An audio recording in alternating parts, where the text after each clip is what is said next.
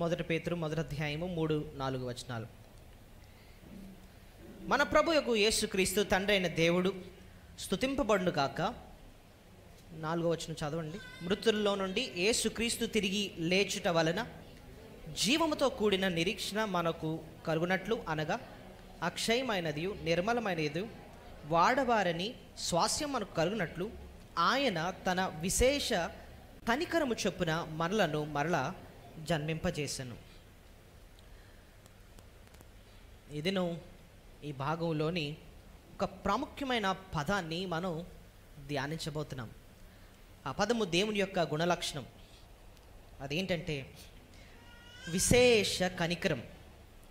4వ వచనం చివరినట చూడండి. ఆయన తన విశేష కనికరము చొప్పున మనలను మరలా జన్మింపజేసినట్టున్నాడు కదా.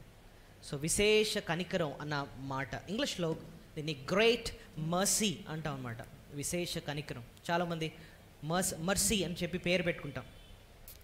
అయితే ఈ కనికరం అన్నది దేవుని యొక్క లక్షణం. దానికి బైబిల్లోనే మనం చూస్తున్నాం. విశేష కనికరం అంటున్నారు, గ్రేట్ మర్సీ అంటున్నారు. ఏంటి ఈ మాట యొక్క విలువేంటి? ఈ మాటను మనం నిజంగా ఈ గుణలక్షణాన్ని అర్థం చేసుకుంటే, ధ్యానిస్తేనే అసలు దేవుని స్తుతించకుండా ఉండలేం. అంత శ్రేష్టమైన పదం ఈ విశేష కనికరం అన్న పదం. సరే, ఈ కనికరం అన్న పదాన్ని గురించి దాన్ని వివరణ ఇవ్వకముందు బైబిల్లో కనికరం గురించి చాలా పర్యాయ పదాలు వాడబడ్డాయి. పర్యాయ పదాలు అంటే ఏంటి? వేరే వేరే పదాలు కానీ ఒకే అర్థాన్ని ఇచ్చేవి అనమాట. సో బైబిల్లో ఒక దగ్గర ఏం రాస్తుందంటే ఈ కనికరాన్ని కరుణ అన్న మాట కూడా ఉపయోగించారు. అది ఎక్కడ రాస్తుందండి అని చూస్తే ఒక వచనం చూపిస్తాను. నిర్గమాకాండం 33వ అధ్యాయము. నిర్గమాకాండం 33వ అధ్యాయము 19వ వచనం చివరి ఉంటుంది చూడండి. నేను కరుణించువాని కరుణించెదను, ఎవని యందు కనికరపడెదనో వాని యందు కనికరపడేదను. ఇంగ్లీష్ బైబిల్లో మర్సీ అన్న మాట ఉంటుంది, కానీ తెలుగు బైబిల్లో అదే మర్సీని కరుణ అన్న మాటను ఉపయోగించారు. సో కనికరం అన్న కరుణ అన్న ఒకటే అర్థం. ఇంకోటి బైబిల్లో ఇదే మాటకి ఇంకో పదం కూడా వాడారు. అది ఎక్కడంటే కీర్తన 103వ అధ్యాయం 13వ వచనం. ఇక్కడ ఏ పదం వాడారో మీరే చెప్పాలి. తెలుగు బైబిల్స్ ఉన్నవాళ్ళు తక్కువ చెప్పాలి. కీర్తన, తండ్రి తన కుమారుల ఎడల జాలి పడినట్లు యెహోవా తన యందు భయభక్తులు గలవారి ఎడల జాలి. సో ఇక్కడేం పదం ఉపయోగించారు? జాలి అన్న పదాన్ని ఉపయోగించారు. సో ఒకే అర్థాన్ని ఇచ్చే 3 పదాలు చూసాం. కరుణ, కనికరం, జాలి. ఇంకో మాట ఉందండి. యెషయా గ్రంథం 54వ అధ్యాయం 7వ వచనం. యెషయా గ్రంథం 54వ అధ్యాయము 7వ వచనం. 54:7. ఇక్కడేం పదం ఉందో చెప్పగలరా? నిమిషం మాత్రం నేను నిన్ను విసర్జించిన గొప్ప వాత్సల్యముతో నిన్ను సమకూర్చెదను. వాత్సల్యం అన్నమాట. గత వారం వాత్సల్యత అన్న దాని గురించి కొంత వివరణ మనం చూసాం. ఈ దినం కూడా మనం కొంచెం ఎక్కువ డీటెయిల్ మనం చూడబోతున్నాం. సో కరుణ, కనికరం, జాలి, వాత్సల్యత ఇవన్నీ కూడా దైవ లక్షణాలు అన్నమాట. కానీ ఇవన్నీ కూడా ఒకే అర్థాన్ని ఇచ్చేవి. అయితే ఇంతకీ ఈ కనికరం లేదా ఈ జాలి ఈ మాటలకు అర్థం ఏంటండి? ఏంటి సూచిస్తుంది అంటే న్యాయంగా రావాల్సిన శిక్ష రాకుండా క్షమించటం, దాన్ని ఏమంటారంటే తెలుసా? కనికరం అంటే అర్థం ఏంటండి? న్యాయంగా రావాల్సిన శిక్ష రాకుండా చేయటం, అదేనంట. ఏంటది? కనికరం అని అంటే న్యాయంగా రావాల్సిన శిక్షను రాకుండా చేయటమే కనికరం. అది మీరు ఎలా చెప్పారండి? ఎక్కడ రాస్తుంది బైబిల్లో అని చూస్తే మీకా గ్రంథం 7వ అధ్యాయము 18వ వచనంలో మనం ఈ మాట మనం చూస్తాం. చూడండి, మీకా గ్రంథం మనం ఫస్ట్ వర్డ్ స్టడీ చేస్తున్నాం. ఈ మాట యొక్క అర్థం మనకి కరెక్ట్గా అర్థమైతే తర్వాత మనం దాని లోతులకి వెళ్ళొచ్చు. మీకా మీకు త్వరగా తీయడానికి పేజ్ నెంబర్ చెప్తున్నాను. 767 పాత గ్రంథం 767. మీకా 7 ఎన్నో వచనం చెప్పాను? 18వ వచనం చూడండి. తన స్వాస్యములో శేషించిన వారు దోషమును పరిహరించి వారు చేసిన అతిక్రమముల విషయమై వారిని క్షమించు దేవుడైన నీతో సమానుడైన దేవుడున్నాడా? ఆయన కనికరము చూపుటయందు సంతోషించువాడు గనుక నిరంతరము కోపముంచడు. ఆయన మరలా మనయందు జాలి పడును, మన దోషములను అణిచివేయను, వారి పాపములన్నిటినీ సముద్రపు అగాధముల్లో నీవు పడవేతువు. చూడు, ఈ మాటలు చూసారా? ఇక్కడిక్కడే మీరు గమనిస్తే కనికరం అన్న పదం కనపడింది, జాలి అన్న పదం కనపడించింది. చూసారా? చూడండి, ఆయన కనికరము చూపుటయందు సంతోషించువాడు కనుక నిరంతరము కోపముంచుడు. ఆయన కోపం వచ్చింది, కానీ ఆయన కనికరం ఏం చేసిందంటే ఆ కోపాన్ని చల్లార్చి క్షమించేటట్టు చేసింది. ఆయన మరలా మన యందు జాలిపడును, మన దోషములను అణిచివేయును, వారి పాపములన్నిటినీ సముద్రపు అగాధములో నీవు పడవే. ఈ పదం ఎందుకు ఉపయోగించారండి? సముద్రపు అగాధంలో పడేస్తాడంటే అర్థం ఏంటి? అంటే తీసుకెళ్ళి మన మోటార్లా తీసుకెళ్ళి కిందన టైటానిక్ షిప్లా ముంచడం కాదు దాని అర్థం. దాని అర్థం ఏంటి? అంత లోతులో పెట్టేసాడంటే ఇంకా మళ్ళీ ఆయన జ్ఞాపకము చేసుకోడు. Once forgiven always forgiven.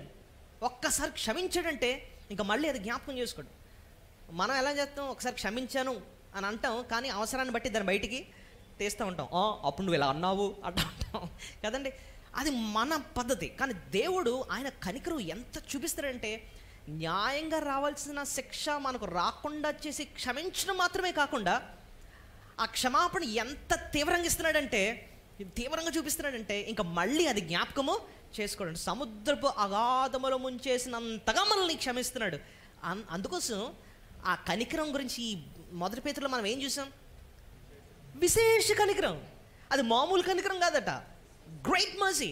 అప్పుడు మనం నిజంగా దేవుని స్తుతించాలంటే, దేవా నిజమే, నువ్వు న్యాయంగా అయితే నాకు శిక్ష రావాలి, నిత్య నరకాగ్నిగుండం రావాలి, కానీ నువ్వు నన్ను కనికరం చూపించి క్షమించావా? క్షమించి ఎంతగా క్షమించావంటే ఇంకా మళ్ళీ నువ్వు జ్ఞాపకం చేసుకోవా? సముద్రంలో పడేసినంతగా, సముద్రం అగాధంలో పడేసినంతగా నన్ను క్షమించావా? ఈ విశేష కనికరాన్ని బట్టి నీకెన్నో వందనాలు తండ్రి అని చెప్పి ప్రభువుని మనం ఏం చేయాలి? స్తుతులు చెల్లించాలి. అయితే ఒక విషయం, దేవుడు మనల్ని నిజంగా అంత విశేష కనికరం చూపించి క్షమిస్తే ఆయనకే సమస్య. అదేంటండి అని అంటారేమో. జాగ్రత్తగా ఆలోచించండి. కోర్టుకి వెళ్ళారు ఎప్పుడన్నా? కోర్టులో ఎదురుగుండా ఎవరు కూర్చుంటారు? జడ్జి గారు కూర్చుంటారు. ఇక్కడేమో బోన్లో ముద్దాయి నించుంటాడు అనమాట. అయితే సాక్ష్యాలన్నీ దొరికిపోయాయి, మొత్తం అంతా నిర్ధారణ అయింది, ఈ వ్యక్తే తప్పు చేశాడు, ఇతనికి ఉరిశిక్ష పడాలి. అందరూ వెయిట్ చేస్తున్నారు. ఇంకా జడ్జి గారు నోట్ నుంచి ఏమొస్తుంది? ఉరిశిక్ష వేసేయండి అంటారు, సంతకం పెట్టేస్తారు అన్నట్టు వెయిట్ చేస్తుంటే జడ్జి గారు సింపుల్గా అంటారు, నాకు చాలా కనికరం ఎక్కువ బాబు, నేను క్షమిస్తున్నాను అని అన్నాడు అనుకోండి. జనాలందరూ ఏమంటారండి? జనాలందరూ ఏమంటారు? ఎంత అన్యాయస్తుడు ఏంటండి, ఎంత తప్పు దొరికిపోయి ఇన్ని సాక్ష్యాలుంటే కనికరించి క్షమిస్తాడా? ఎంత అన్యాయస్తుడు ఏంటండి అంటాం. అన్యాయస్తుడన్న పదం ఉపయోగిస్తాం. దేవుడు కానీ ఒక పాపాత్ముడైన మనిషిని క్షమించేశాన్ని కనికరం చూపించారంటే పరలోకం అంతా కూడా నించొని చూపిస్తారంట. ఎంత అన్యాయం చేసావేంటి నువ్వు న్యాయవంతుడు అని చెప్తావు కదా, న్యాయవంతుడు ఏం చేయాలి? దోషిని శిక్షించాలి కదా, నువ్వు క్షమించి వదిలేస్తానంటున్నావేంటి అని చెప్పి నువ్వు అన్యాయం చేసావు అన్నట్టుగా చూపిస్తారంట. అప్పుడు దేవుడు ఆయన నుంచి వచ్చే మాట అర్థం చేసుకోవాలి అంటేనండి, పాత నిబంధన గ్రంథం నుంచి మనము ఆ కరుణ అన్న మాటని అర్థం చేసుకోవాలి. దేవుడు ఆయన న్యాయాన్ని మేరకుండానే మన ఎడల ఏం చూపిస్తాడట? కరుణ చూపిస్తాడు. ఇది ఎలాగా? న్యాయం చూపిస్తే శిక్షించాలి, కరుణ చూపిస్తే క్షమించాలి. ఈ న్యాయము ఈ కరుణ రెండు ఎలా కలిసాయి అన్నది పాత నిబంధన గ్రంథంలో ఒక మంచి పోలిక దేవుడు పెట్టాడు. అదే ఏంటంటే మందసం. చెప్పండి, మందసం గురించి ఎక్కడ రాస్తుందండి అని చూస్తే ముందుగా నాతో తీయండి నిర్గమాకాండం 25వ అధ్యాయం. నిర్గమాకాండం 25వ అధ్యాయం. నిర్గమాకాండం 25వ అధ్యాయము 16వ వచనం నుంచి చదువుకుందాం. Exodus 25:16. ఆ మందసములో నేను నీకిచ్చు శాసనములు ఉంచవలెను. ఫస్ట్ ఆగండి, అసలు మందసం అంటే ఏంటి మనకు తెలిసి ఒక పెట్టె. ఆ పెట్టెలో ఏం పెట్టమని చెప్పాడు దేవుడు? శాసనాలు పెట్టు. శాసనం అంటే ఏంటి అర్థం? ఆయన ఆజ్ఞలు. ఆజ్ఞ అతిక్రమం ఏమవుద్ది? పాపం అవుద్ది. సో దేవుడు ఆ మందసంలో ముందు ఏం పెట్టాలని చెప్పాడు? ఆజ్ఞలు పెట్టు, నా శాసనాలు పెట్టు. మనుషులకి అర్థం అవ్వాలి, దేవుడు న్యాయవంతుడు, ఆయన శాసనాలు పెట్టాడు, ఆ శాసనాలు మీరితే శిక్షిస్తాడు అని చెప్పి ఆ శాసనాలు ముందు పెట్టు అని చెప్పాడు. నెక్స్ట్ చదువుదాం 17వ వచనం. మరియు నీవు మేలి బంగారుతో కరుణాపీఠం చేయవలను. దాని పొడుగు 2 మూరలున్నర, దాని వెడల్పు మూరెను. మరియు 2 బంగారు కెరూబులను చేయవలను. కరుణాపీఠం యొక్క 2 కొనలను నాకీషు పనిగా చేయవలెను. ఈ కొనను ఒక కెరూబును, ఆ కొనను ఒక కెరూబును చేయవలెను. కరుణాపీఠమున దాని 2 కొనల మీద కెరూబులను దానితో ఏకాండముగా చేయవలెను. ఆ కెరూబులు పైకి విప్పిన రెక్కలు గలవై కరుణాపీఠమును తమ రెక్కలతో కప్పుచుండగా వాటి ముఖములు ఒండొంటికి ఎదురుగా నుండవలెను. ఆ కెరూబుల ముఖములు కరుణాపీఠము తట్టు నుండవలెను. నీవు ఆ కరుణాపీఠమును ఎత్తి ఆ మందసం మీద నుంచవలెను. నేను నీకిచ్చు శాసనములను ఆ మందసములో ఉంచవలెను. అక్కడ నేను నిన్ను కలుసుకొని కరుణాపీఠము మీద నుండి, శాసనములు గల మందసము మీద నుండి 2 కెరూబుల మధ్య నుండి నేను ఇశ్రాయేలు నిమిత్తము నీకు ఆజ్ఞాపించు సమస్తమును నీకు తెలియచెప్పేదాను. ఇక్కడ జరిగిన సంఘటన ఏంటో ఒక్కసారి వివరణిస్తాను. ఒక మందసాన్ని చేయమన్నాడు దేవుడు. ఆ మందసం లోపల ఏం పెట్టాడు? ఆయన యొక్క శాసనాలు. ఆ మందసం పైన దేవుడు ఒక పీటను తయారు చేయమన్నాడు. ఆ పీఠం పేరు ఏమన్నాడు? కరుణ. ఇప్పటి వరకు మనం ఏం ఆలోచిస్తున్నాం, దేనికోసం స్టడీ చేస్తున్నాం? కరుణ, కనికరం, జాలి, వాత్సల్యత, ఈ పదాలు ఉపయోగించాం. సో ఆ పీఠకి ఏం పేరు పెట్టారంటే కరుణాపీఠం. అయితే ఈ కరుణాపీఠం దేనిపైన ఉంది? ఈ శాసనాల పైన ఉంది. ఈ శాసనాల పైన ఆ కరుణాపీఠం పెట్టి మళ్ళీ ఏం చెప్పాడంటే ఈ కరుణాపీఠంకి అటు ఇటు 2 దేవదూతలు అలా ఉండాలి. ఆ దేవదూతల పేర్లు ఏం చెప్పాడు? కెరూబులు. ఉన్నారు కదా, కెరూబులు అంట. 2 కెరూబుల దోతలు పెద్ద రెక్కలతో ఇలాగా 2 కరుణాపీఠం వైపు చూసేటట్టు ఉండాలి. ఈ సీన్ ఏంటంటే దేవుని యొక్క సింహాసనాన్ని సూచించేది. ఏది? ఈ యొక్క మందసం. దేవుని యొక్క సింహాసనం, నీతి న్యాయములు ఆయన సింహాసనముకేంటి?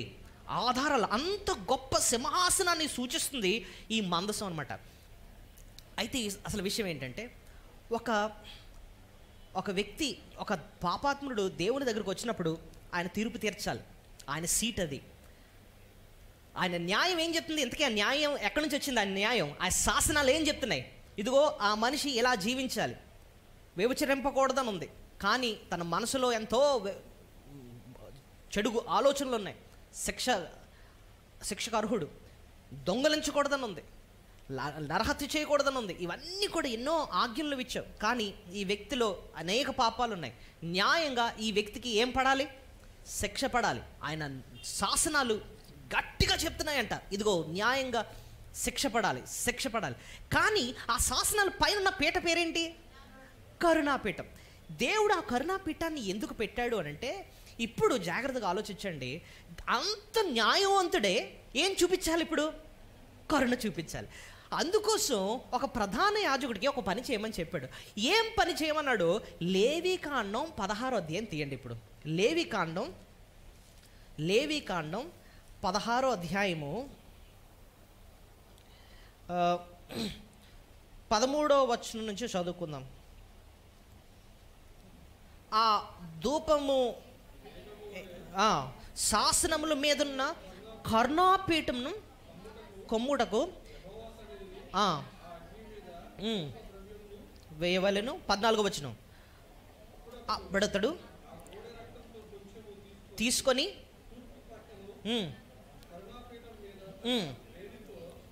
ప్రోక్షించి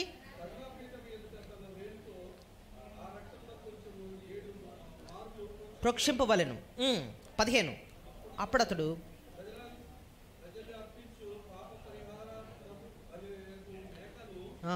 వధించి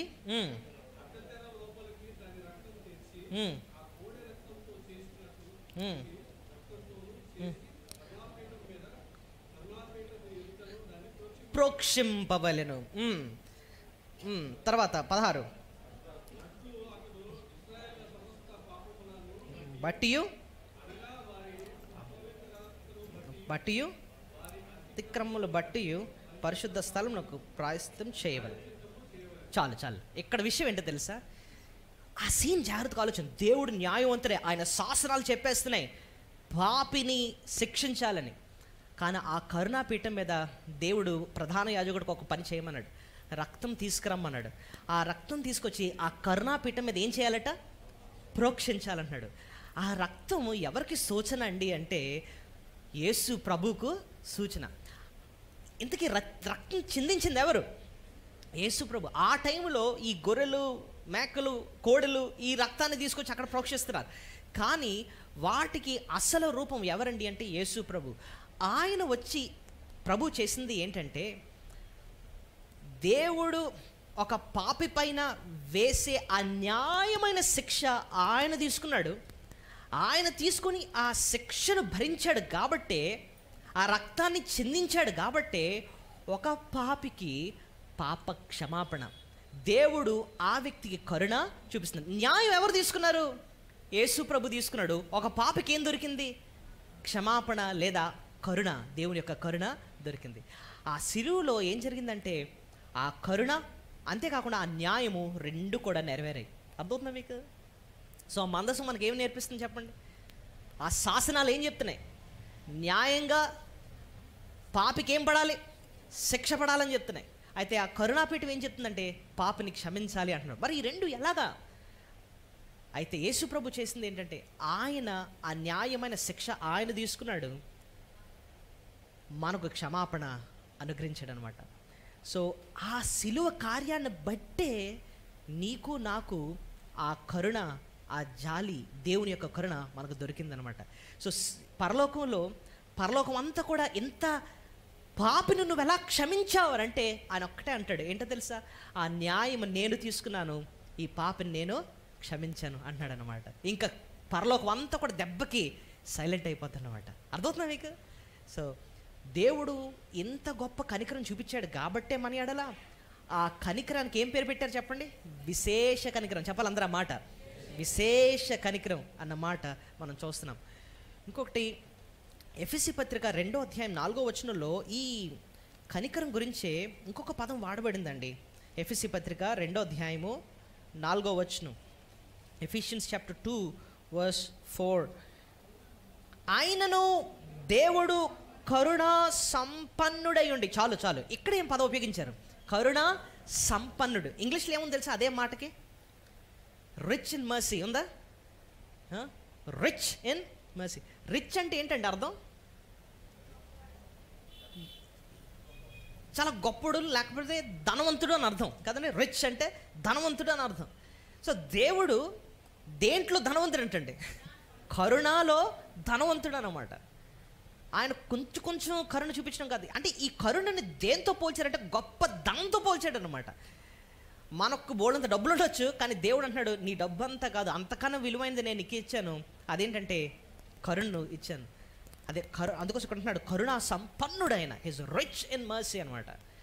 ఆ ఖరీదైన, విలువైన, విశేషమైన కనికరం ఆయన ఆ శిక్షను తీసుకొని ఒక పాపికి క్షమాపణ అనుగ్రహిస్తున్నాడే, అంత కనికరం మన ఎడల చూపించినందుకే మనం దేవుని ఏం చేయాలండి? స్తుతులు చెల్లించాలి. అయితే దేవుడు ఈ కరుణ అంటండి ఎప్పుడో ఒకసారి మనకు చూపించడం కాదంటండి, అనుదినం కూడా మన ఎడలు చూపిస్తున్నాడండి. అది ఎక్కడ రాస్తుంది తెలుసా మీకు? విలాప వాక్యాల గ్రంథం, లామెంటేషన్స్, విలాప వాక్యాలు 3వ అధ్యాయము 22వ వచనం. విలాప వాక్యాల గ్రంథం, విలాప వాక్యాలు ఎక్కడ ఉంటాయి తెలుసా? ఇర్మియా తర్వాత ఉంటుంది. ఇర్మియా గ్రంథం తర్వాత 3వ అధ్యాయము 22వ వచనం. Lamentations chapter 3 verse 22. యెహోవా కృపగలవాడు, ఆయన వాత్సల్యత ఎడతెగక నిలిచినది గనుక మనము నిర్మూలము కాకున్న వారము అనుదినము నూతనముగా ఆయనకు వాత్సల్యత పుట్టుచున్నది. నువ్వెంతైనా నమ్మదగిన వాడు అన్నాడు. చూడండి, ఆయన, నేను ఇందాక చెప్పాను, వాత్సల్యత అన్నా కూడా అర్థం ఏంటి? కరుణన్నా, కనికరం అన్నా, జాలి అన్నా, ఇక్కడ పదం ఉపయోగించారు వాత్సల్యతన. ఈ వాత్సల్యత దేవుడు ఎప్పుడెప్పుడు చూపిస్తాడట మనకి? అనుదినము నూతనముగా ఆయన వాత్సల్యత పుట్టుచున్నది. ఈ మాటకు అర్థం ఏంటో తెలుసా అండి? ఈ దినం కూడా మనం దేవుని యొక్క కనికరాన్ని అనుభవిస్తున్నాం, క్షమాపణని అనుభవిస్తున్నాం, ఆయన జాలిని అనుభవిస్తున్నాం. నిజానికి దేవుడికి అసలు కనికరం లేదనుకోండి, పరిస్థితి ఎలాగ ఉంటుంది తెలుసా? ఒక్క చిన్న అబద్ధం ఇలా మాట్లాడే అంతే అగ్ని వచ్చి జంపుని కాల్చేయాలి మనం వెంటనే. ఎలా ఉంటుంది చెప్పండి? ఒక్క చిన్న చెడు తలంపు, చెడు చూపు ఇలా వచ్చిన వెంటనే అగ్ని జుమ్మని వచ్చి కాల్చేస్తుంది అనుకోండి. ఈ పాటికి ఎంతమంది ఇక్కడ ఉంటారు చెప్పండి? ఒక్కళ్ళు ఉంటాం ఇక్కడ, అందరం ఇప్పటికి ఎప్పుడో మసి అయిపోదాం.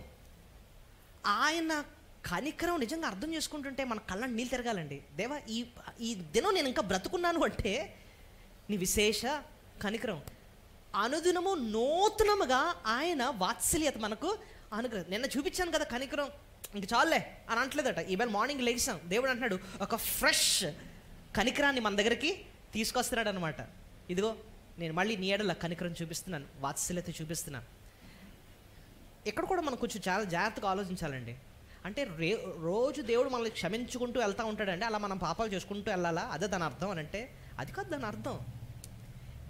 నేను గత వారం ఒక మాట అన్నాను, వాత్సల్యత అంటే అర్థం ఏంటో తెలుసా? కరెక్ట్ మీనింగ్, దేవుడు మనల్ని క్షమించడం మాత్రమే కాదు, మళ్ళీ తిరిగి ఆయన కొరకు నమ్మకంగా బ్రతకడానికి ఇంకొక అవకాశం ఇవ్వటం. చెప్పండి, మళ్ళీ తిరిగి ఆయన కోసం బ్రతకటానికి ఇంకొక అవకాశం ఇవ్వటం. వచ్చిన ఉదాహరణ చెప్తాను. ఒక స్కూల్లోనంట పిల్లలందరూ కూర్చున్నారు. టీచర్ గారు ఒక్కొక్కరికి తెల్ల కాగితాలు ఇచ్చారట, వైట్ పేపర్ మంచివి ఇచ్చి, కలర్ పెన్సిల్స్ ఇచ్చి, లేదా కలర్స్ పెయింట్స్ అవి ఇచ్చి మంచి బొమ్మలు వేయండి అమ్మా అని ఇస్తే, ఒక పాప ఏం చేసిందంటే ఇచ్చిన కలర్స్ అన్నీ కూడా చేయి తగిలేసి కింద పడేసి మొత్తం అంతా అదే పాడు చేసి మొత్తం పేపర్ అంతా కూడా పాడు చేసింది. అందరేమో చక్క బొమ్మలు వేసుకుంటున్నారు, ఈ అమ్మాయి పాడు చేసింది మొత్తం పేపర్ అంతా. ఇప్పుడు ఏం బొమ్మలు, మొత్తం అంతా పేపర్ పాడైపోయింది. భయంగా చేతులు వణుక్కుంటూ పేపర్ని తీసుకొచ్చి టీచర్ దగ్గరికి ఇస్తుంది. టీచర్ గారండి, మీరు మంచి పేపర్ నాకు అనుగ్రహించారు, నేనేమో దీని అంతటిని పాడు చేసేసాను అంటే టీచర్ గారు ఇలా చూసి జాలిపడి ఆ పాడు చేసేసిన పేపర్ తీసేసుకొని మళ్ళీ ఒక ఫ్రెష్ కాగితం మళ్ళీ ఇచ్చి, అమ్మ ఈసారి నా చాలా జాగ్రత్తగా వాడు, మంచి బొమ్మే అంటున్నారు. సేమ్ థింగ్ దేవుడు, దేవా ఒక వారం అంతా నాకు అనుగ్రహించావు, ఈ వారం అంతా నేను పాడు చేశాను నాయన, నీకు ఇష్టకరంగా జీవించలేకపోయాను అంటే దేవుడు ఆయన సన్నిధికి వచ్చినప్పుడు దేవుడు ఏం చేస్తున్నాడు తెలుసా? ఆ పాత కాగితాన్ని తీసేసుకొని, ఇదిగో ఒక కొత్త వారాన్ని నీకు ఇస్తున్నాను, ఇప్పుడన్నా నా కోసం నమ్మకంగా బ్రతుకు, నేను నిన్ను బలపరుస్తాను అని చెప్పి ఇంకొక అవకాశం ఇవ్వడం. దాన్ని ఏమంటారు తెలుసా? వాత్సల్యత, జాలి, కరుణ, కనికరం. చూసారు ఈ మాటలకు అర్థం? సో క్షమించేవాడు అంతేకాదు, దేవుడు క్షమిస్తున్నాడు ఎందుకంటే మళ్ళీ తిరిగి ఆయన కొరకు నమ్మకంగా మనము జీవిస్తాం. కానీ ఒకవేళ ఆ కనికరాన్ని మాత్రం మనం చీప్గా తీసుకున్నాం అనుకోండి, లెక్క లేకుండా తీసుకున్నాం అనుకోండి, దేవుడు నరకానికైతే పంపించడేమో కానీ ఒక తండ్రిగా మనల్ని ఏం చేస్తాడు? శిక్షిస్తాడు, దండిస్తాడు. ఎక్కడ రాస్తుంది? హెబ్రీ పత్రిక 12వ అధ్యాయం చూడండి. హెబ్రీ పత్రిక 12వ అధ్యాయము, హీబ్రూస్ చాప్టర్ 12 5-6 వచనాలు. నా కుమారుడా, ప్రభు చేయు శిక్షను తృణీకరించకము, ఆయన నిన్ను గద్దించినప్పుడు విసుకకుము. ప్రభు తాను ప్రేమించువానిని శిక్షించి తాను స్వీకరించు ప్రతి కుమారుణ్ణి దడ్డించును అని కుమారులతో సంభాషించినట్లు మీతో సంభాషించు ఆయన హెచ్చరికను మరిచితిరి. చూడండి, ఇక్కడ అంటున్నాడు, ప్రభు తాను ప్రేమించి వారిని ఏం చేస్తాడు? ఆయన శిక్షిస్తాడు. ఎందుకు శిక్షించాల్సి వచ్చింది? ఎంత కనికరం చూపిస్తున్నా కూడా మనం ఏం చేస్తున్నాం? మనం దాన్ని విలువగించుకోవట్లే. ఆయన క్షమిస్తున్నాడు, మళ్ళీ తిరిగి అవకాశం ఇస్తున్నాడు, ఆయన క్షమిస్తాడులే, మన ఇష్టానుసారంగా ఉందాంలే అని చెప్పి ఆ కనికరాన్ని మాత్రం మనం అలుసుగా తీసుకుంటే, నిర్లక్ష్య పెడితే, దేవుడు అప్పుడు ఏం చేస్తాడంట? బెత్తం తీస్తాడు అనమాట. ఆ దండను కూడా ఎలా దండనంటే, తండ్రి తన కుమారుణ్ణి శిక్షించు రీతిగా ఏం చేస్తాడు, శిక్షించాల్సి వస్తూ ఉంటుంది. కానీ అందులో కూడా ఎంతో కనికరం, అందులో కూడా ఎంతో ప్రేమ, తన ప్రేమించు కుమారుణ్ణి అంటున్నాడు అన్నమాట.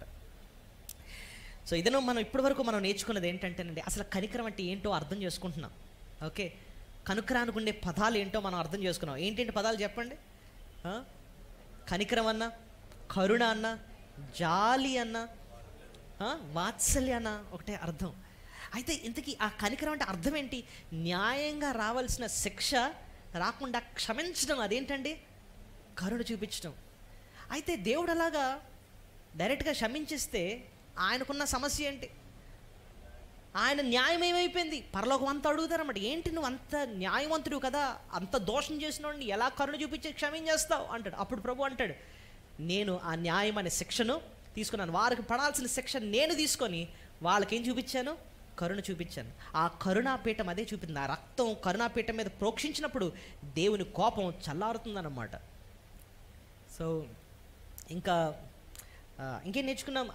ఆ కరుణకు ఉన్న పేర్లు ఏంటని నేర్చుకున్నాం. విశేష కనికరం, కరుణ సంపన్నుడు అన్న మాట మనం నేర్చుకున్నాం.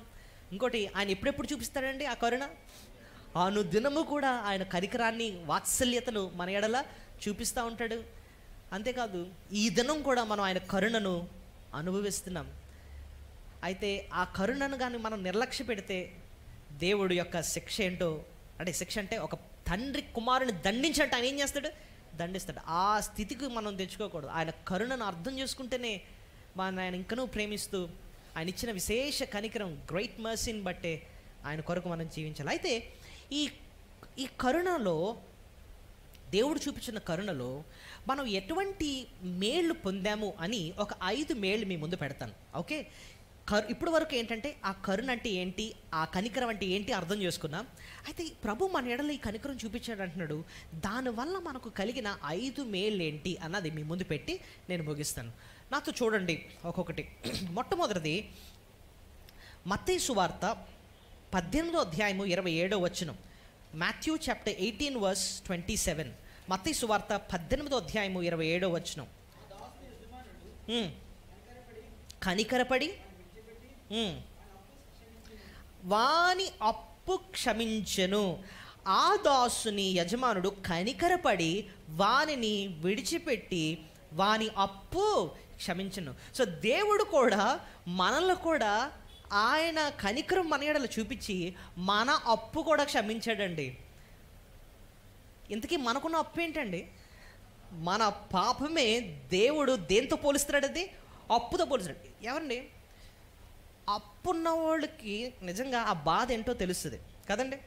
అప్పు, మీకు నిజంగానే 5 లక్షలు అప్పు ఉంది అనుకుందాం, నిజంగా ఉందనుకుందాం.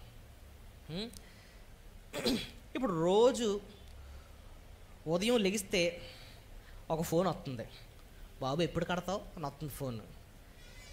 కట్టేస్తానండి, 2 రోజులు కడతానండి, 5 రోజులు కడతానండి అని చెప్పి మొత్తానికి మారుస్తాను. రాను ఆడ మాట గౌరవంగా మాట్లాడడం మానేసి ఒరే ఎప్పుడు రా కడతావు అంటున్నాడు అనమాట. ఇప్పుడు మన మనసు ఎలా ఉంటుంది చెప్పండి? అరే ఇంత గౌరవంగా బ్రతికాను, ఏంట్రా ఆడీడు అంటున్నాడు అంటున్నారు. రోడ్డు మీద కనిపించినప్పుడల్లా ఒరే ఎప్పుడు కడతావు నువ్వు అని అంటున్నాడు అనుకోండి, మనకు ఎలా ఉంటుంది? ఇంటి మీదకి వచ్చేస్తున్నాడు అనుకోండి, ఎప్పుడు కడతావు ఎలా ఉంటుంది చెప్పండి? అసలు అప్పు ఉన్నవాడికి. నాకు గత వారం ఒక అతను ఫోన్ చేశాడు, సార్ నేను ఒక 3 లక్షలు అప్పు చేశాను సార్, నాకు అదేంటి కొండెక్కి దూకేయాలనిపిస్తుంది సార్, నాకు భయం తట్టుకోలేకపోతున్నాను సార్ అని చెప్పి ఫోన్ చేసి నా కోసం ప్రార్థన చేయండి సార్ అంటున్నాడు అనమాట. అంటే చెప్తున్నా ఆ భారం ఎంత నెత్తి మీద ఉంటుందంటే, అప్పు భారం నిజంగా ఆ భారం ఉన్న వాళ్ళకి తెలుస్తుంది ఆ సీన్ ఏంటో. ప్రభు అంటున్నాడు పాపం అన్నది అంతకన్నా భయంకరమైంది, ఆ రుణం అన్నది నీ నెత్తి మీద ఉందన్నమాట. అప్పు పోవాలి అంటే నువ్వు ఆ డబ్బు మళ్ళీ చెల్లించాలి. నువ్వు చెల్లించకపోతే నీ ప్లేస్లో ఎవరో ఒకరు చెల్లించాలి, అంతే కదండి.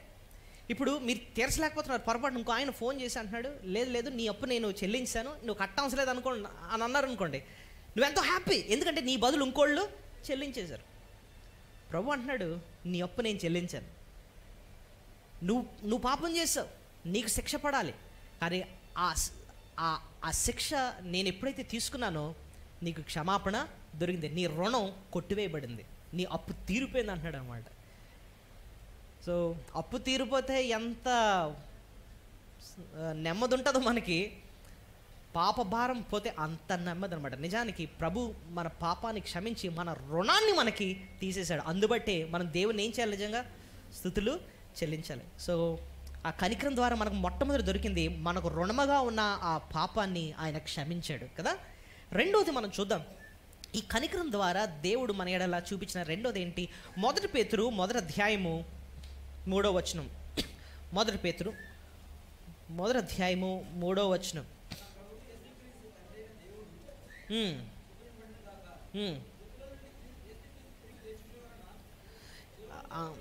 ఆ లైన్ చివరిని చదివితే సరిపోద్దండి. ఆయన తన విశేష కనికరము చొప్పున మనలను మరలా జన్మింపజేసెను.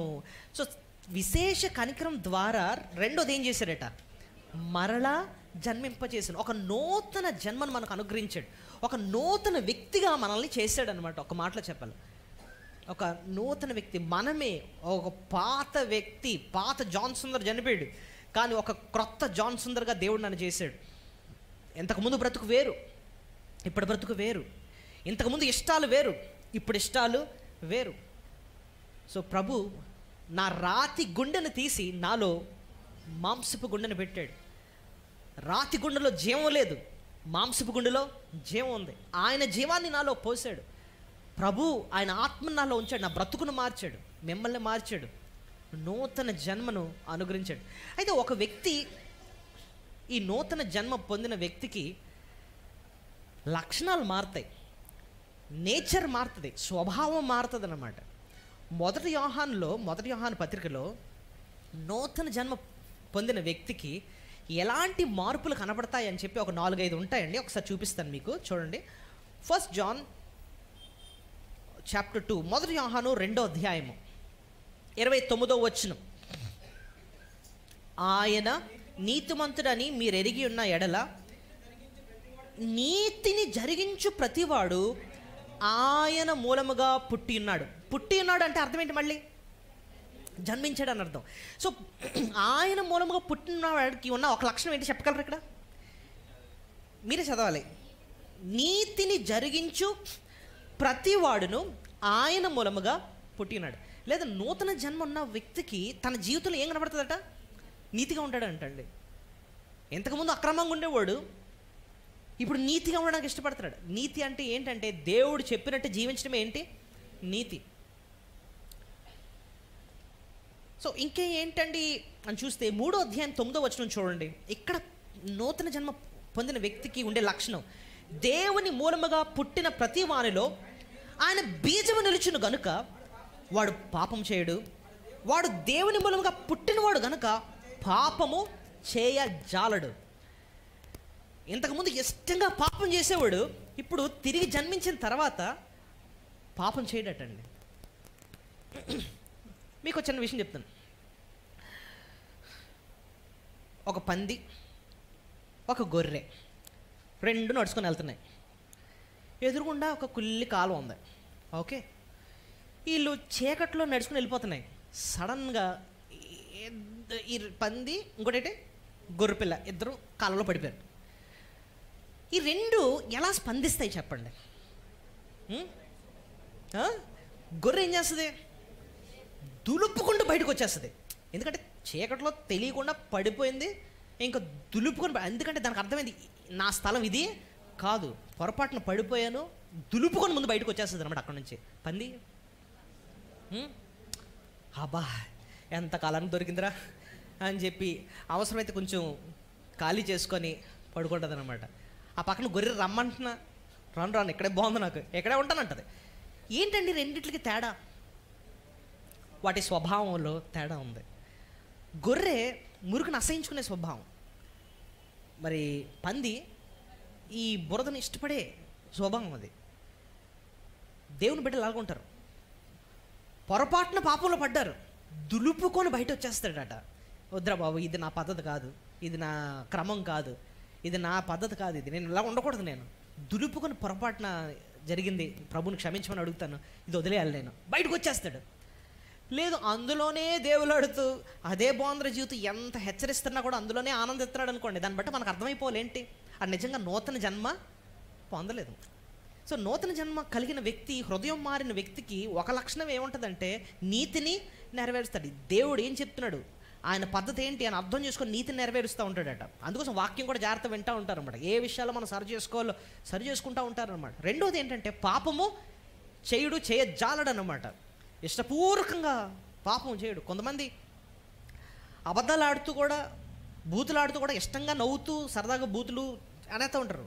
విశ్వాసం అలా అనలేడండి. ఎందుకంటే ఒక బూత్ ఆడినా కూడా లోపల అర్థమైపోతూ ఉంటుంది అనమాట. అరే నేనేంటి ఎలాంటి మాట అనేసి అని చిచ్చిచ్చి అని చెప్పి అసలు ఆ వేళంతా మనసు మామూలుగా ఉండదన్నమాట. అసలు చిచ్చి ఏటర్ అబద్ధం ఆడేసి, ఏటర్ బూత్ ఆడేసాను, నేను ఎందుకు కంగారు పడిపోయాను, ఏటి ఇలా అలా చేయకుండా ఉండాల్సిందే, పిచ్చెక్కిపోతాడు అనమాట లోపల.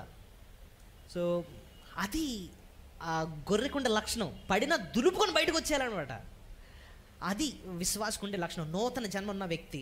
ఇంకా నూతన జన్మకున్న వ్యక్తి ఇంకో లక్షణం చూపిస్తాను చూడండి, 4వ అధ్యాయం 7వ వచనం, అదే మొదటి యోహానులో. ఇక ప్రతి చోట మీరు గమనిస్తే దేవుని మూలంగా పుట్టినవాడు ఈ మాట ఉంటా ఉంటుంది చూడండి.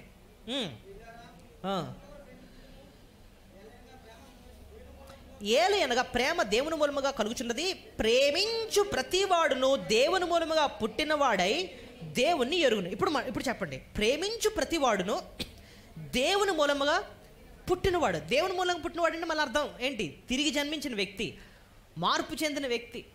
వాడులో ఏం కనపడుతుందంట, ప్రేమ కనపడుతుందంట. ఇంతకుముందు ఆ ప్రేమ లేదు, కఠినత్వమే. వాడితో ఇప్పుడు మాట్లాడినా కూడా ర్యాష్ సమాధానాలు అనమాట. కానీ ఇప్పుడు ఆ మాటలోనే ఎంతో ప్రేమ కనపడుతుంది. ఆ వ్యక్తితో మాట్లాడాలనిపిస్తుంది అన్నమాట. చాలా ప్రేమించే వ్యక్తి అండి. కష్టాన్ని చెప్తున్నా కూడా మంచిగా అర్థం చేసుకునే వ్యక్తి అండి. ఎంతకుముందు ఎలాగంటే ఏదైనా కష్టం చెప్పుకుంటే నేనేం చేయనా అని అంటారు. అంటే అంత కఠినంగా ర్యాష్గా మాట్లాడే మనిషి ఇప్పుడు ప్రేమగా మాట్లాడుతున్నాడండి. సో తిరిగి జన్మించిన వ్యక్తి ఉండే లక్షణాలు ఏంటంటే నీతిని జరిగిస్తాడు, పాపం చేయజాలడు, ఇంకా తన జీవితంలో ఏం కనపడుతుంది, ప్రేమ కనపడుతుంది. 5వ అధ్యాయం 1వ వచనంలో చూడండి, ఏసే క్రీస్తయి ఉన్నాడని నమ్ము ప్రతివాడు దేవుని మూలముగా పుట్టినాడు. సో దేవుని మూలంగా పుట్టినాడు ఇంకో లక్షణం ఏంటి, ఏసే క్రీస్తు ఉన్నాడని నమ్ము ప్రతివాడు. అంటే అర్థం ఏంటో తెలుసా, యేసు ప్రభువే నిజమైన దేవుడు, దేవాతి దేవుడు మానవుడికి ఈ లోకానికి వచ్చింది యేసు ప్రభు ఒక్కడే, ఇంకా వేరే నామం లేదు. యేసే క్రీస్తు అయి ఉన్నాడని నమ్ము ప్రతివాడు. నిజంగా నూతన జన్మ పొందిన వ్యక్తే ఆ మాట అనగలడట. యేసు ప్రభువే నిజమైన దేవుడు, ఆయన ఇంకా వేరే నామము దేవుడు కాదు, యేసే నిజమైన దేవుడు. సో ఇన్ని లక్షణాలు మనం చూస్తున్నాం. ఇంకొక లక్షణం చూపించిన అదే మొదటి యోహాను 5వ అధ్యాయము 4వ వచనం చూడండి. 4వ వచనం, దేవుని మూలముగా పుట్టిన వారందరూ లోకమును జయించుదురు, లోకమును జయించిన విజయము మన విశ్వాసమే. ఇక్కడ చూడండి, దేవుని మూలంగా పుట్టిన వారు ఏం చేస్తారట, లోకమును జయిస్తారు. లోకాన్ని జయించడం అంటే ఏంటండి అంటే, మనకి ఈ కాంటెక్స్ట్లో లోకం అంటే ఏంటి, మొదటి యోహాను 2వ అధ్యాయము 16వ వచనం చెప్పండి. లోకంలో ఏముందో, లోకములో ఉన్నదంతయు ఏంటి అనగా శరీరాశ, నేత్రాశ, జీవబడము. సో లోకంలో ఉన్నదంతా ఏంటట, శరీరాశలు, నేత్రాశలు, జీవపు డమం. ఈ మూడులకు అర్థం ఏంటంటే, ఈ 3 మాటలు చూడండి, శరీరాశ, నేత్రాశ. సో రెండిట్లో కామన్ పదం ఏముంది, ఆశలు, జీవపు డమ్ము. అంటే ఆశలు అంటే ఏంటి, ఏది లేదో దాన్ని ఏం చేస్తాం, ఆశిస్తాం. ఇప్పుడు ఉన్నదాన్ని బట్టి ఏం చేస్తాం, డమ్మం అంటే ఏంటి, అతిశయించడం, అదే దాని అర్థం. సో లోకం అంతా ఏముంది, లేని ఆశించడం, ఉన్నదాన్ని బట్టి అతిశయించడం. ఇంతకుముందు నీకు బంగ్లా లేదు, నాకు బంగ్లా ఉండాలంతే కష్టపడి మొత్తం మీద డబ్బులు సంపాదించి బంగ్లా కొనేసాం. ఇప్పుడు ఉన్నదాన్ని బట్టి ఏం చేస్తాం, వచ్చిన వాళ్ళందరికీ నాకేమో తెలుసా, విశాఖపట్నం పెద్ద బంగ్లా ఉంది నాకు అని చెప్పి ఉన్నదాన్ని బట్టి ఏం చేయడం, అతిశయించడం. లోకం అంతా అంతే, లోక పద్ధతి అంతా అంతే. లేనిది ఆశించి సంపాదించడం, ఉన్నదాన్ని బట్టి ఏం చేయడం, అతిశయించడం. చిన్న చిన్నోళ్ళు కూడా చూస్తూ ఉంటాం. వాడు కొన్నాడంట iWatch. ఆడు ఏం చదువుతున్నాడండి అంటే 5వ క్లాస్. 5వ క్లాస్ వాడికి iWatchలు ఎందుకండి? వాళ్ళ నాన్న బుర్ర తినేసి మొత్తం జుట్టు పీకేసి మొత్తం మీద నాకు కావాలి కావాలి కావాలని కొనిపించాడండి మొత్తానికి. సో లేనిది ఏం చేశాడు, మొత్తానికి ఆశించి, ఎందుకంటే ఆడెవడో ఉన్నదంట, ఎక్కడో చూసాడట, అది కావాలి. వాళ్ళ నాన్న ఇంకా బాధపడలేక కొనేసాడు, వేసుకున్నాడు. ఇప్పుడు ఉన్నదాన్ని బట్టి ఏం చేస్తాడు, వాళ్ళ ఫ్రెండ్స్ దగ్గరికి వెళ్ళి, రే చూసావా ఏంటనుకుంటున్నావు, నీ దగ్గర లేదు, నా దగ్గర ఉంది iWatch. ఉన్నదాన్ని బట్టి ఏం చేయడం, అది. ఇదే మొత్తం లోకం తీరంతా అదే, లేని ఆశించడం ఉందని. అయితే దేవుని మూలంగా పుట్టినోడు లోకాన్ని ఏం చేస్తారట, జయిస్తారంటే అర్థం ఏంటి, ఇది నా పద్ధతి కాదు. లోక పద్ధతి అది, లేని ఆశించడం, ఉన్నదాన్ని బట్టి అతిశయించడం. నా పద్ధతి ఏంటంటే నీతిని నెరవేర్చడం, ఏది నీతో అర్థం చేసుకోవటం, దానికి ఇష్టకరంగా జీవించడం, ఏది పాపమో అది అర్థం చేసుకోవడం, దాన్ని జోలికి వెళ్ళకపోవటం, ఇంకా ప్రేమించటం, దేవునికి ఇష్టకరంగా జీవించడం. ఇది నాకు ప్రాముఖ్యం. లోక పద్ధతి కాదు నాది, నా రూట్ వేరు. 2 మార్గాలండి, ఇరుకు మార్గం, విశాల మార్గం. ఇరుకు మార్గం దేవుని మార్గం, ఆయన చెప్పినట్లు జీవించే మార్గం. విశాల మార్గం మన ఇష్టొచ్చినట్టు ఉండే మార్గం, నీతి మార్గంలో మనం జీవించడం అన్నమాట. ఇది నూతన జన్మ ఉన్న వ్యక్తి ఉండే లక్షణాలు. నెక్స్ట్ 1 యోహాను 5:18 కూడా మనం చూస్తాం. ఇక్కడ దేవుని మూలముగా పుట్టిన వాడికి ఉండే లక్షణం ఒకటి ఉంటుంది. దేవుని మూలముగా పుట్టి ఉన్న వాడెవడును పాపం చేయడని ఎరుగుదుము, దేవుని మూలముగా పుట్టినవాడు తన్ను భద్రము చేసుకొనును గనుక దుష్టుడు వాని ముట్టడు. సో దేవుని మూలంగా పుట్టినవాడు ఏం చేస్తాడట, భద్రం చేసుకుంటాడట. అంటే అర్థం ఏంటి, భద్రం చేసుకోవడం అంటే అర్థం ఏంటి? ఇప్పుడు ఒక విషయం, ఇంట్లో మనం ఉంటాం, బయటన దొంగలు లోపల రాకుండా మనం ఏం చేస్తాం, గేట్ వేసుకున్నామా లేదా, లేకపోతే దోమలు వచ్చేస్తున్నాయి అనుకోండి, మెష్ చేసావా లేదా, ఇవన్నీ కూడా ఇంటిని ఏం చేసుకుంటాం, మనం భద్రం చేసుకుంటాం, బయటన శత్రువు లోపలికి రాకుండా. మనకున్న శత్రువు ఎవడు ఈ లోకంలో? సాతానుగాడు ఉన్నాడు. సాతానుగాడు మన జీవితంలో ప్రవేశించి మనల్ని పాపం చేయించి మనల్ని దేవుని నుంచి దూరం చేయాలని చెప్పి ఆడు మనుషులను వాడుకుంటాడు, యంత్రాలను వాడుకుంటాడు, రకరకాలుగా మనల్ని దేవుని నుంచి ఎలాగైనా దూరం చేసేయాలి, దేవుడికి లోబడకుండా చేయాలి. అయితే నిజంగా దేవుని మూలంగా పుట్టిన వాడికి ఉన్న ఒక లక్షణం ఏంటంటే తను తాను ఏం చేసుకుంటాడట, భద్రం చేసుకుంటాడంట. ఎలాగంటే అయ్య బాబాయ్ నేను ఎలాంటి స్నేహాలతో ఉంటే నేను పాడైపోతాను బాబు, నేను దూరంగా ఉంటాను. అయ్య బాబాయ్ నాకు ఇలాంటి చోట్లకి వెళ్తే నా భక్తి పాడైపోద్ది బాబు, నేను ఆ చోట్లకి వెళ్ళను. అబ్బో ఇలాంటివి చూస్తూ ఉంటే నా మనసు పాడైపోద్ది బాబు, దేవుని నుంచి దూరం అయిపోతాను, నేను ఇలాంటివి చూడండి. తాను ఏం చేసుకుంటున్నాడు, భద్రం చేసుకున్నాడు. ఇప్పుడు చెప్పండి, నూతన జన్మ ఉన్న వ్యక్తికి ఉండే లక్షణాలు ఏంటి? నీకు ఎన్ని చెప్పాను నేను? కనీసం 5ో 6 చెప్పాను కదా, చెప్పండి ఒక్కొక్కటి. నీతిని నెరవేరుస్తాడు ఫస్ట్. అంటే నీతి అంటే ఏంటో అర్థం చేసుకుని దేవుడు ఎలా జీవించమన్నాడో అర్థం చేసుకున్న వాక్యం నుంచి అలా జీవించడానికి ఇష్టపడతాడు. రెండోది పాపం చేయడు, పాపం జోలికే వెళ్ళడం అన్నమాట. అంటే పాపం వెళ్ళడం అంటే పొరపాటున పడినా కూడా దులుపుకొని బయటికి వచ్చేస్తాడు, అది లక్షణం. నెక్స్ట్ ప్రేమ ఉంటుంది, దైవ ప్రేమ తనలో ఉంటుంది. ఇంతకుముందు లేని ప్రేమ, ప్రత్యేకమైన ప్రేమ, నిస్వార్థమైన ప్రేమ, ప్రభు ప్రేమ మనలో కనపడతా ఉంటుంది అన్నమాట. 4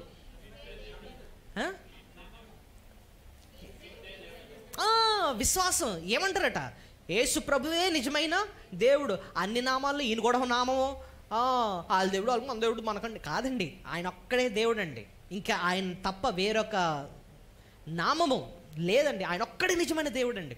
ఈ లక్షణం క్లియర్గా నూతన జన్మ ఉన్న వ్యక్తికి ఉంటుంది అనమాట. 5 లోకాన్ని జయిస్తారు. లోకం అంటే ఏంటని చెప్పాను, శరీరాశ, నేత్రాశ, జీవం అంటే ఏంటి? లోకం అంత పద్ధతి ఏంటి? లేనిది ఆశించడం, ఉన్నదాన్ని బట్టి అతిశయించడం. అలా ఉండం మనం, అలా ఉండం. మన పద్ధతి అంతా దేవునికి ఎలాగా ఇష్టకరంగా మనం జీవించాలి, ఆయన వాక్యం ఏం చెప్తుంది, ఇదే మన గమ్యం. కానీ పరలోకం కోసం సిద్ధపడటమే ఇదే మన గమ్యం. కానీ మనకు లోక పద్ధతి మనకు ఉండదన్నమాట. ఉన్నదా, దేవుడు ఇచ్చాడా, సంతోషం అనుభవిద్దాం, అవసరమైతే దేవుడు మళ్ళీ ఇస్తాడు. అంతేగాని లేనిదని చెప్పి ఆశించేయడం, ఉన్నదాన్ని బట్టి అతిశయించడం, ఇది కాదు, ఈ దరిద్రం కాదట. మన జీవితం ఇలా ఉండదన్నమాట.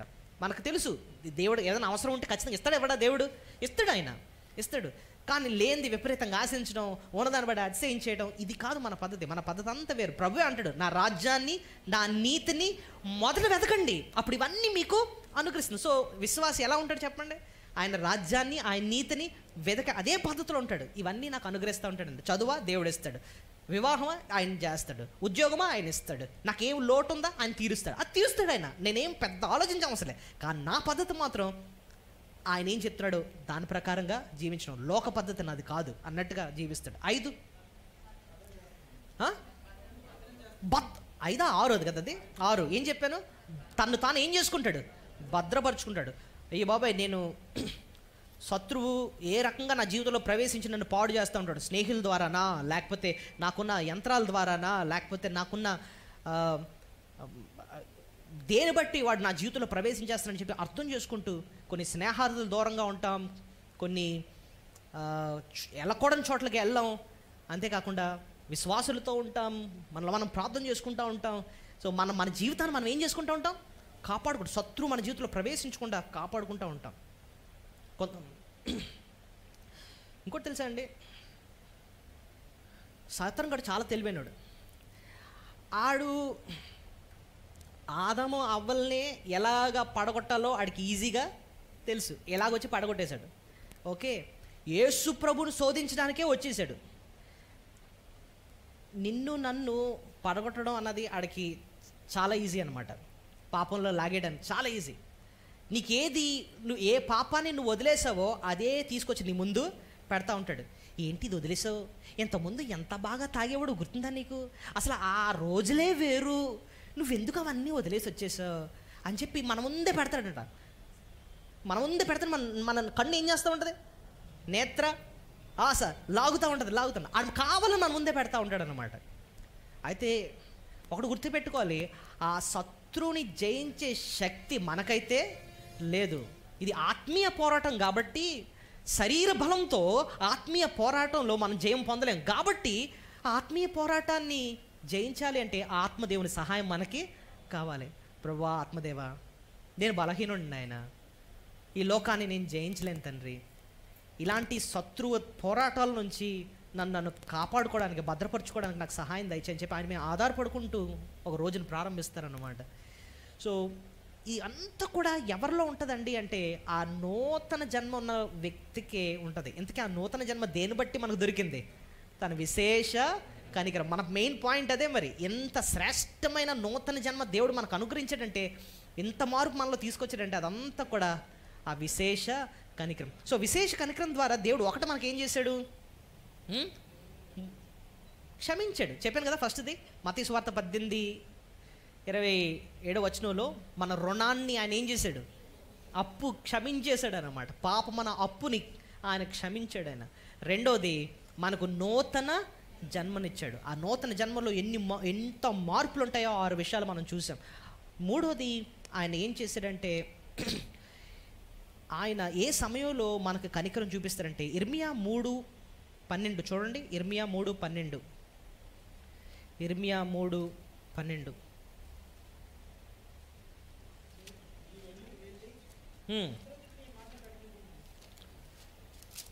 ఇర్మియా గ్రంథం 3వ అధ్యాయము 12 మాటలు ప్రకటింపము. ద్రోహిణి వగు ఇశ్రాయేలు తిరిగిరము, ఇదే యెహోవా వాక్కు. మీ మీద నా కోపము పడనీయను, నేను కృపగలవాడును కనుక నేను ఎల్లప్పుడూ కోపించువాడును కాను, ఇదే యెహోవా వాక్కు. ఈ మాటలకు అర్థం ఏంటంటే, ఒక దేవుని బిడ్డ దేవునికి దూరం వెళ్ళిపోయాడండి. అలాంటి వ్యక్తి కూడా నాశనం అయిపోవడం ఆయనకి ఇష్టం లేదు. మళ్ళీ తిరిగి రావాలని ఆయన ఏం చూపిస్తారట? కనికరము చూపిస్తారు. అందుకోసం అంటున్నాడు, ద్రోహి వగు ఇశ్రాయేలు అంటే ఆల్రెడీ వాళ్ళు పాపం చేసి దేవుని దూరం వెళ్ళిపోయారు. తిరిగి రమ్ము, ఇదే యెహోవా వాక్కు. మీ మీద నా కోపము పడనీయను, నేను కృపగలవాడును గనుక నేను ఎల్లప్పుడూ కోపించేవాడును కాను, ఇదే యెహోవా వాక్కు. తప్పుపోయినా సరే మన ఎడలు ఏం చూపిస్తున్నాడు ఆయన? కనికరం చూపిస్తున్నాడు. ఎందుకండి అంటే మనం మారాలనే సరి చేసుకోవాలనే. ఒక్కొక్కసారి మన జీవితంలో దేవునికి ఇష్టం లేనివి చాలా ఉంటాయి. ఇంకెందుకు లేరా బాబు, దేవుడు దూరంగా ఉందాం, ఇది కాదట. దేవుడు మనల్ని కూడా పిలుస్తాడు. నేను కనికరం చూపించేవాడిని. నేనేదో శిక్షించాలి, నువ్వు నాశనం అయిపోవాలని కోరట్లే, నువ్వు మళ్ళీ తిరిగి వెనక రావాలనే నేను చూస్తున్నాను. వచ్చేయి, త్వరగొచ్చేయి, నా దగ్గరకు వచ్చాయి. తండ్రి తప్పిపోయిన కుమారుడు దూరం వెళ్ళిపోయాడు, పారిపోయాడు. తండ్రి రోజు ఏం చేస్తున్నాడు? ఎదురు చూస్తున్నాడు అనమాట. నాన్న నువ్వు వెనక రావడమే నాకు రావాలి, ఎంత త్వరగా వచ్చేస్తావు, వచ్చేయి, కమ్ బ్యాక్ హోమ్, నువ్వు ఎక్కడ ఉండాలి నువ్వు అని చెప్పి పిలుస్తున్నాడు. అక్కడ కూడా మనం ఆయన కనికరం ఏంటో మనం చూస్తున్నాం. ఇంకోటి, ఆయన కనికరం చూపించంట మన ప్రతి అవసరాన్ని కూడా ఆయన తీరుస్తాడండి. ఎక్కడ చూస్తున్నాం చూడండి, ఒక 2 వచనాలు చూపిస్తాం. మత్తయి సువార్త 14:14. మత్తయి సువార్త 14:14. ఆయన వచ్చి ఆ గొప్ప సమూహమును చూచి వారి మీద కనికరపడి వారిలో రోగులైన వారిని స్వస్థపరిచాడు. కనికరపడి వారి మీద వారికి ఏం చూశాడట? స్వస్థపరిచాడు. సో వాళ్ళకి ఆ టైంలో స్వస్థత అవసరం, ఎంతో కనికరపడ్డాడు. అనారోగ్యంతో బాధపడుతున్నారు, కనికరం చూపించి వాళ్ళని స్వస్థపరిచాడు. మార్కు 6:34. ఇక్కడ కనికరపడి ఏం చేశాడు చూడండి. మార్కు 6:34. మార్కు సువార్త 6:34. గనుక యేసు వచ్చి ఆ గొప్ప జనసమూహమును చూచి వారు కాపర్లేని గొర్రెల వలె ఉన్నందున వారి మీద కనికరపడి వారికి అనేక సంగతులను కనికరపడి ఇక్కడ ఏం చేశాడు? అనేక సంగతులను బోధించాడు. మార్కు 6:34 మనం చూస్తున్నాం. అక్కడ అర్థమవుతుంది మనకి ఏది మనకు అవసరమో అది తీరుస్తున్నాడు. మత్తయి 14:14 ఏం చూసాం? వాళ్ళకి అనారోగ్యం ఉంది కాబట్టి వాళ్ళకి ఏమిస్తున్నాడు? కనికరపడి స్వస్థతనిచ్చాడు. ఎక్కడ ఏంటి లోటు? వాక్యం లేదు కాబట్టి వాళ్ళకి బోధిస్తున్నాడు. కాబట్టి లోటుని ఏం చేస్తున్నాడు? ఆయన తీరుస్తున్నాడు. దేని బట్టి? మన మంచితనాన్ని బట్టి కాదట, ఆయన కనికరపడి తీరుస్తున్నాడు. సో ఈ మాటలన్నీ మనం మనసులో భద్రపరచుకోవాలి. ఇంకోటి, మనం కష్టాల్లో ఉన్నప్పుడు అంటండి, కష్టాల్లో ఉన్నప్పుడు కనికరం చూపించే దేవుడు అంటండి. యెషయా 54:7. యెషయా 54:7. కష్టాల్లో ఉన్నప్పుడు ఆయన కనికరం చూపించేవాడు. నిమిషం మాత్రము నేను నిన్ను విసర్జించితిని, గొప్ప వాత్సల్యముతో నిన్ను సమకూర్చేదను. వాత్సల్యత అంటే అర్థం ఏంటి? మళ్ళీ నేను అందుకోసం ఫస్టే ఆ వర్డ్ స్టడీ చేశాను. వాత్సల్యత అన్నా కూడా ఏంటి అర్థం? కనికరం, మర్సీ. దేవుడు అంటున్నాడు, నిమిషం మాత్రం నేను నిన్ను ఏం చేశాను? విసర్జించాను, గొప్ప వాత్సల్యంతో కనికరంతో నిన్ను మళ్ళీ ఏం చేస్తాను? సమకూర్చు. ఆ నిమిషం మాత్రం ఆయన విసర్జించినప్పుడు ఎన్నో కష్టాలు, శ్రమలు అనుభవించుంటాం. అయితే గొప్ప వాత్సల్యత ఆయన మళ్ళీ తిరిగి మన ఎడలు చూపించి సమకూర్చే దేవుడు. అసలు సిలువులో కూడా మనం చూస్తేనండి, సిలువులో ఒక్క క్షణం తండ్రి అయిన దేవుడు ఆ కుమారుని దేవుని చేతిని ఏం చేశాడు? విడిచాడు. నిమిషం మాత్రం నేను నిన్నేం చేశాను? విసర్జించినట్టుగా ఆ క్షణం తండ్రి అయిన దేవుడు ఆ కుమారుని చెయ్య విడిచిపెట్టాడు. ఎందుకండి ఆయన చెయ్యి వదిలేడు? ఆ టైంలో కుమారుని పైన ఏమనుంది? మన పాపాలన్నీ ఆయన పైన వేశాడు. ఒక క్షణం అలా విడిచిపెట్టాడు. ఆయన శిక్ష వేసిన తర్వాత మళ్ళీ వెంటనే ఆయన చేయి పట్టుకుని గొప్ప వాత్సల్యత ఆయన కుమారుని ఎడలో చూపించాడు. ఇదే సత్యాన్ని మన ఎడలో కూడా చూపిస్తూ అంటున్నాడు అనమాట. నీ ఎడలో కూడా గొప్ప వాత్సల్యత చూపిస్తాను అంటున్నాడు అనమాట. ఆయన మన చెయ్యి విడిచిపెట్టాడు. ఇంకా ఆయన బిడ్డగా మనల్ని చేసుకున్నాడు. ఆయన మన చెయ్యి విడిచిపెట్టాడు. గొప్ప వాత్సల్యత నీ ఎడల నా ఎడల చూపిస్తాడు. సో ఇదినో 2 ప్రాముఖ్యమైన విషయాలు మనం నేర్చుకున్నాం. మొదటిది అసలు కనికరం అంటే ఏంటి అని చెప్పి అనేక విషయాలు మనం చూసాం. డిఫరెంట్ యాంగిల్స్లో ఆ మాటలు అంటే అర్థం ఏంటి, అసలు దేవుడు దేని బట్టి ఆయన కనికరం చూపిస్తాడు. ఆయన న్యాయం తీసుకొని మనకు కనికరాన్ని చూపిస్తున్నాడు. ఆయన న్యాయం సిలువలో నెరవేరింది, ఒక పాపికి క్షమాపణ దొరుకుతుంది. ఆయన అనుదినము కూడా ఆయన కనికరాన్ని మన ఎడల చూపిస్తున్నాడని చూసాం. అది విశేష కనికరం, కరుణా సంపన్నుడని, ఇవన్నీ విషయాలు మనం చూసాం. అంతేకాకుండా ఆ కనికరం పట్ల, కనికరం ద్వారా మన ఎడల ఏంటేంటి మేలు చూపిస్తాడో 5 విషయాలు మనం చూసాం. ఒకటి, ఆయన మనల్ని క్షమిస్తాడని చెప్పి చూసాము. రెండోది, నూతన జన్మను అనుగ్రహిస్తాడని మనం చూసాము.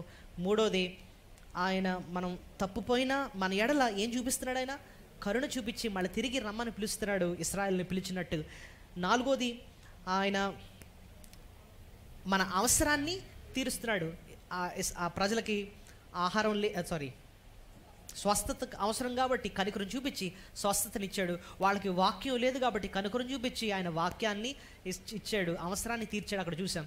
ఐదోది మనం చూస్తున్నాం, మనం కష్టంలో ఉన్నప్పుడు మన ఎడలు ఏం చూపిస్తాడటంటే గొప్ప వాత్సల్యత చూపించి, కనికరాన్ని చూపించి మనల్ని మళ్ళీ సమకూర్చే దేవుడు. ఇంత గొప్ప విశేష కనికరం మన ఎడల అనుదినము చూపిస్తున్నాడు కాబట్టి మనం దేవుని ఏం చేయాలండి? స్తుతులు చెల్లించాలి. దయచేసి అందరూ మోకరించండి.